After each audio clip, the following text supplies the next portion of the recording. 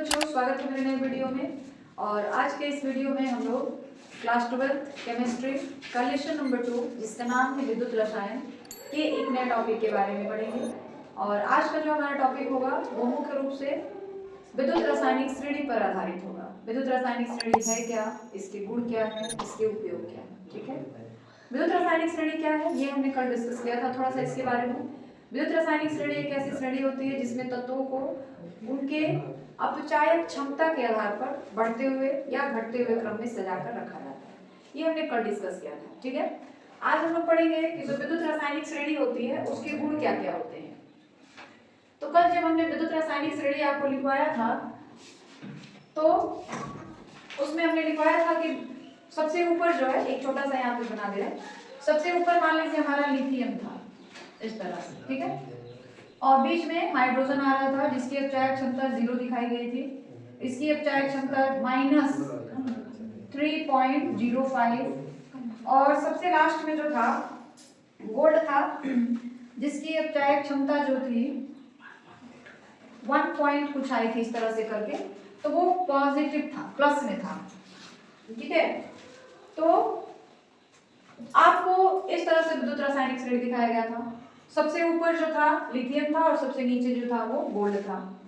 Lithium का जो मानक अपचयन विभव है या जो इलेक्ट्रोड विभव है वो देखिए माइनस में दिया हुआ है, और गोल्ड का जो मानक अपचयन विभव है या इलेक्ट्रोड विभव है वो प्लस में दिया हुआ था, +1.40 इस तरह से कुछ था। ठीक है, तो इसमें क्या दिखाया जा रहा है कि अगर ये विद्युत रासायनिक श्रेणी है तो इसमें हम लोग ऊपर जा रहे हैं तो मानक अपचयन विभव क्या हो रहा है, घट रहा है। देखिए ये सबसे कम है और यह जो है सबसे ज्यादा है।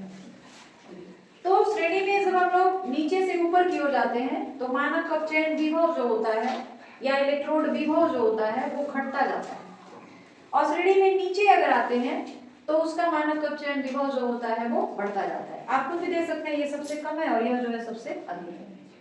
जो हाइड्रोजन होता है वो बीच में होता है, इसका मानक अपचयन विभव 0 के बराबर माना गया है। ठीक है, तो ये चीजें मतलब इसमें क्या क्या चीजें होती हैं, इसके गुण क्या क्या है वो इसमें बताए जाएंगे। तो पहला देखिए क्या गुण है, श्रेणी में ऊपर से नीचे की ओर जाने पर, ये ऊपर वाला पार्ट हो गया, ये नीचे वाला पार्ट हो गया। ऊपर से नीचे की ओर जाने पर इलेक्ट्रॉन को ग्रहण करने की प्रवृत्ति बढ़ती है, अर्थात अपचयित होने की प्रवृत्ति बढ़ती है। देखिए जहां पर इलेक्ट्रॉन त्याग किया जाता है वहां पर आक्षेपण होता है, यानी वो पदार्थ जो होता है आक्षेपित होता है, और जहां पे इलेक्ट्रॉन को ग्रहण किया जाता है वहां पे अपचयन हो जाता है और वह पदार्थ जो होता है अपचयित हो जाता है। तो वही बताया गया है कि आप श्रेणी में अगर नीचे से ऊपर की ओर ऊपर से नीचे की ओर जाते हैं, ऊपर से नीचे की ओर जाते हैं तो इलेक्ट्रॉन को ग्रहण करने की प्रवृत्ति बढ़ती जाती है। मतलब जो पदार्थ होते हैं ना वो और आसानी से इलेक्ट्रॉन को ग्रहण कर सकते हैं, और जब ऐसा होता है तो अपचयित होने की प्रवृत्ति पदार्थों में बढ़ती है। जैसे लिथियम में, लिथियम प्लस है, ये लिथियम आयन है, इसको धातु नहीं कहेंगे, लिथियम आयन कहेंगे। लिथियम आयन में अपचयित होने की प्रवृत्ति जो है सबसे न्यूनतम हो जाएगी। ठीक है,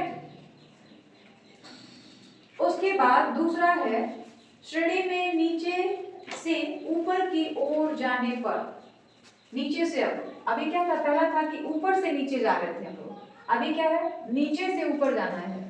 देखिए लिखा गया है नीचे से ऊपर की ओर जाने पर इलेक्ट्रॉन को त्यागने की प्रवृत्ति में वृद्धि होती है। मतलब अगर आप नीचे से ऊपर जा रहे हैं तो इलेक्ट्रॉन को त्यागने की प्रवृत्ति बढ़ती है, पदार्थ आसानी से इलेक्ट्रॉन त्याग सकता है, और ऊपर से नीचे आ रहे हैं तो इलेक्ट्रॉन को ग्रहण करने की प्रवृत्ति बढ़ती है। ठीक है, तीसरा क्या है, श्रेणी में हाइड्रोजन के ऊपर स्थित पदार्थों के अपचयित रूप हाइड्रोजन से अधिक प्रबल अपचायक होते हैं। ये हाइड्रोजन है, हाइड्रोजन के ऊपर जितने भी पदार्थ हैं वो प्रबल अपचायक होते हैं।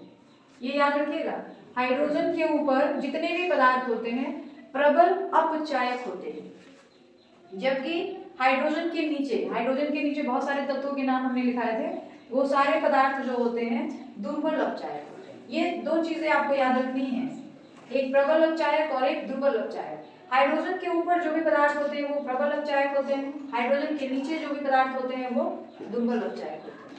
चौथी प्रॉपर्टी क्या है, ऋणात्मक अपचयन विभव वाले तत्व आसानी से इलेक्ट्रॉन त्याग कर सकते हैं। पहली जो लिखी है ना वही यहाँ पर भी है।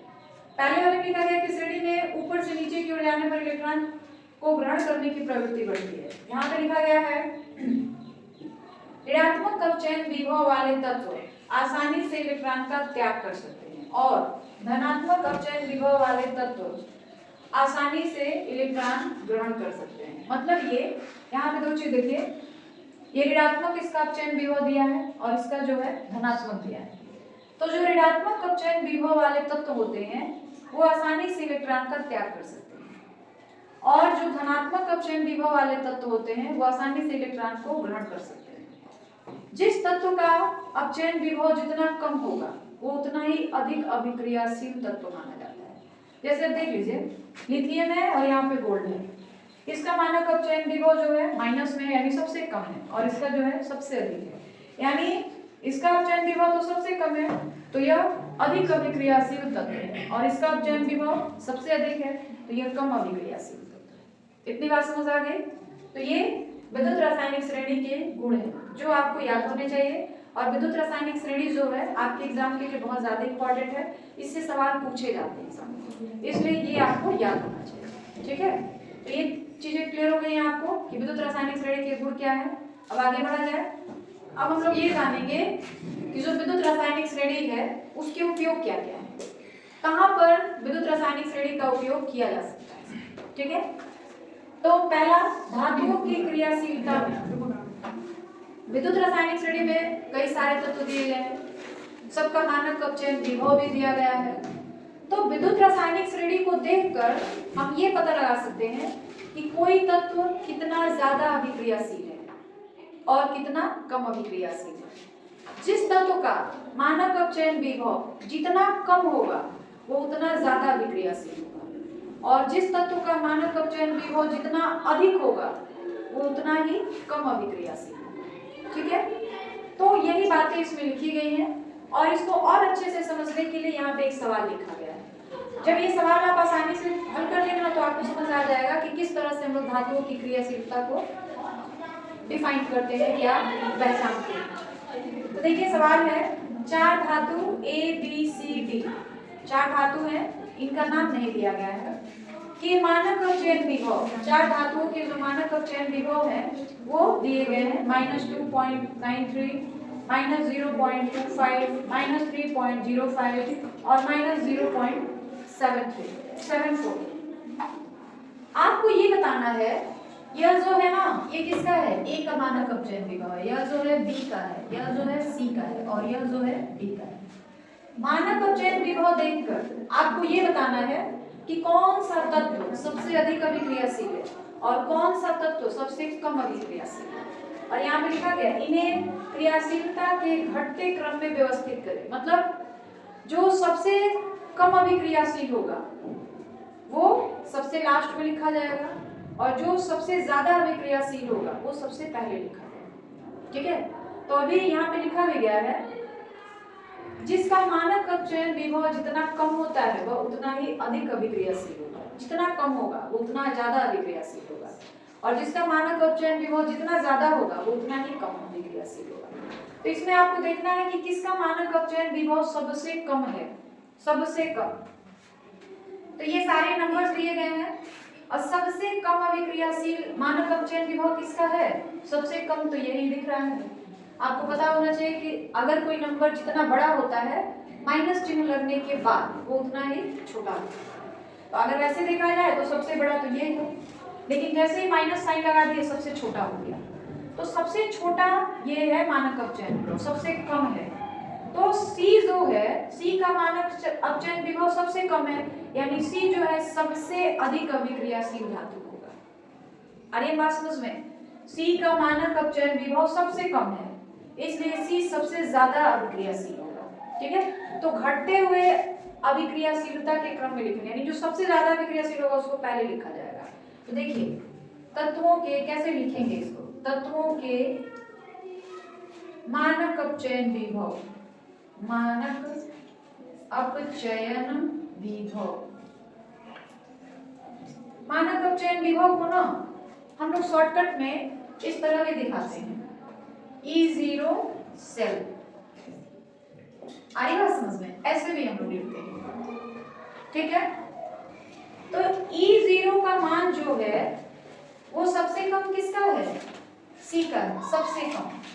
तो ये लिख लेंगे पहले -3.05 सबसे कम है, यानी यह जो तत्व है सबसे ज्यादा अभिक्रियाशील है, ठीक है। उससे थोड़ा ज्यादा किसका है देख लीजिए,